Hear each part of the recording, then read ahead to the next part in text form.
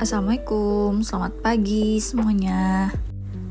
Kali ini aku mau kembali restock kaldu homemade untuk MPASI anakku, sekaligus bikin MPASI untuk dia hari ini. Sebelumnya perkenalkan, aku Fitria, umur 29 tahun. Aku adalah seorang ibu baru yang punya anak sekarang umur 7 bulan.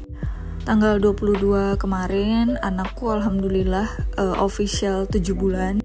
Artinya dia udah 1 bulan menjalani MPASI. Dan aku gak bisa bilang itu gampang, tapi gak sesusah itu juga. Beberapa kali dia menolak makan, tapi cukup kayak 2-5 suap, habis itu berhenti, terus nangis. Beberapa kali juga dia benar-benar gak mau makan karena bertabrakan dengan jam tidur. Aku dan suami berulang kali juga mencari cara bagaimana supaya dia mau makan, ngejaga moodnya, ngebawa dia ke taman. Dan ada beberapa hal yang ternyata works dan sampai saat ini kami lakukan supaya dia semangat makannya. Mungkin bisa Bapak Ibu di luar sana praktekin ke anaknya, siapa tahu berhasil juga. Pertama, jadwal makan anakku disamakan dengan jadwal makan kami orang tuanya. Jadi awalnya anakku itu kalau makan itu disuapin dengan kondisi aku sama suami itu nggak kondisi makan. Awal-awal ya seminggu pertama itu mungkin karena itu hal yang baru ya, jadi dia excited dan semangat. Lama-lama dia jadi nggak terlalu semangat, makan juga kayak males-malesan, tapi belum pernah sampai GTM. Terus beberapa kali juga jadinya malah nggak habis. Meskipun aku dan suami itu tidak mengejar piring habis ya, yang kita harapkan dari dia itu adalah belajar makan, konsisten jam makan.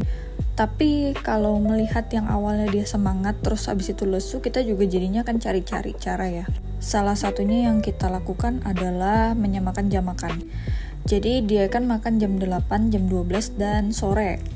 Pada saat jam 8 pagi itu aku coba untuk makan bareng sama dia. Aku makan dan anakku makan juga. Di situ mulai ada perubahan karena dia melihat dan tertarik karena aku ngunyah, dan baru dia juga mau minta disuapin dan ikut makan. Nah terus begitu juga di siang dan di sore dia makan sama papanya. Pada saat makan sama papanya itu juga sama. Jadi papanya pulang kerja bersih-bersih langsung makan sambil nyuapin dia, dan dia juga jadi lebih semangat gitu. Tapi setelah kita jalani, dia itu paling semangat kalau kita makannya bareng. Jadi ada mama, papa, dan Adam tuh anakku. Kalau kita bertiga makan, jadi itu ada makanan, ada piring penuh makanan, ada makanan dia. Terus dia lihat aku dan papanya itu makan, dia itu tuh jadi lebih tergugah. Dan jadi setelah sekian lama dia nggak habis makannya, jadi momen pertama kali dia akhirnya habis lagi kalau makan. Jadi semenjak itu kalau sore, meskipun ya ibu-ibu pasti relate lah ya, apalagi yang ibu rumah tangga. Sore itu kalau suami pulang kerja pasti jadi kayak pengennya estafet gitu kan ya. Setelah suami pulang, suami pegang anak, kita ngelanjutkan pekerjaan. Akhirnya ya akunya jadi gak langsung istirahat kalau suamiku pulang, jadinya ikut makan bareng dia. Tapi gak apa-apa karena anaknya sangat excited, jadi kita juga seneng ya. Terus yang kedua, aku sangat disiplin jam makan. Jadi tadi kan jam makannya jam 8 pagi, jam 12 siang, dan sore. Nah sorenya memang nggak terlalu dia fleksibel antara jam 4 sampai jam 5. Tapi dengan begitu selama 1 bulan ini dia jadi kalau di jam-jam makan itu udah dia nggak minta. Aku juga belum paham sih apakah dia minta atau enggak, tapi rewelnya tuh dapet gitu. Aku sama suami jadi hafal kalau dia sudah kayak rengekannya atau nggak berhenti, itu artinya dia memang mau makan. Dan ketika kita kasih makan, dia mau makan.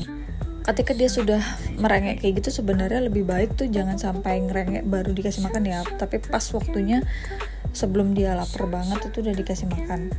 Tapi untuk case anakku, dia tuh worksnya seperti itu. Jadi ketika dia minta itu baru dikasih tuh dia baru mau makan. Tapi alhamdulillahnya mungkin karena dia udah terbiasa di jam-jam sekian, jadi ya dia tetap makan gitu. Yang ketiga, tidak putus asa. Karena anak gak mau makan itu sangat dekat dengan rasa putus asa orang tuanya. Aku juga beberapa kali ngerasa kayak, aduh aku salahnya di mana ya, ini makanannya gak enak apa ya atau apa gitu. Terus akhirnya aku tuh baca-baca, kan edukasi dokter anak juga udah banyak meluas. Kita juga bisa baca dari IDAI juga. Jadi kalau misalnya anak tuh ngelepeh, berarti dia masih adaptasi sama tekstur. Kalau dia tersedak ya berarti memang baru belajar untuk menelan gitu. Jadi aku so far yakin dengan masakanku, yakin dengan makananku, aku yakin anakku itu sedang proses belajar. Jadinya ya semakin hari aku semakin mencoba untuk terus berpositif thinking bahwa anakku ini sedang berproses belajar gitu. Dia baru belajar makan 1 bulan, setelah 6 bulan gak pernah melakukan itu. Dia juga masih bayi. Terus kalau dia ngelepeh atau dia gak suka atau dia gak habis atau apa, terus aku rasa putus asa. Aku rasa belum waktunya untuk putus asa, apalagi kenaikan berat badannya juga masih cenderung baik ya. Ada juga momen ketika dia makan, ketika kita lagi suapin makan, terus dia nangis atau ngerengek atau tiba-tiba kayak nggak mau disuapin gitu. Itu dibandingkan kita terus kayak jejelin dia, lebih baik berhenti dulu aja. Berhenti, kita ini kan dia kenapa, apakah gak mood atau posisi duduknya gak enak gitu. Karena kan kita juga kita bayangkan aja kalau kita lagi makan kadang-kadang kan butuh jeda ya untuk nelan, untuk apa gitu ya, karena dia nggak bisa nyampaikan, jadi mungkin bisa menyampaikannya dengan nangis. Nah nanti ketika dia nangis udah selesai, baru kita bisa mulai untuk makan lagi gitu. Keempat, support dari seluruh anggota keluarga. Karena aku cuma berdua sama suami di rumah, jadi aku tuh ngerasa support dari suamiku tuh gede banget dan dampaknya besar banget. Suamiku yang selalu menguatkan aku dan meyakinkan bahwa makanannya itu nggak salah. Dia jadi orang nomor 1 yang akan nyicipin makanannya itu. Dia ngerasa kayak ini enak kok, ini aman kok, ini kok gitu. Dia juga yang paling membantu untuk mengembalikan mood anakku untuk makan. Pokoknya kalau dia lagi di rumah, dia sebisa mungkin semuanya itu dia yang suapin, dan dia juga termasuk yang selalu mengafirmasi ke anakku untuk ngasih tahu bahwa makan begini, dan itu sangat-sangat membantu aku. Karena sebagai ibu, kayaknya aku rasa semua ibu ngerasakan hal yang sama ya. Kita udah capek masakin, capek berpikir protein ini dengan karbo ini dengan ini semuanya, terus kita harus ngasih dan gak dimakan, itu kan lumayan bikin penat dan capek ya.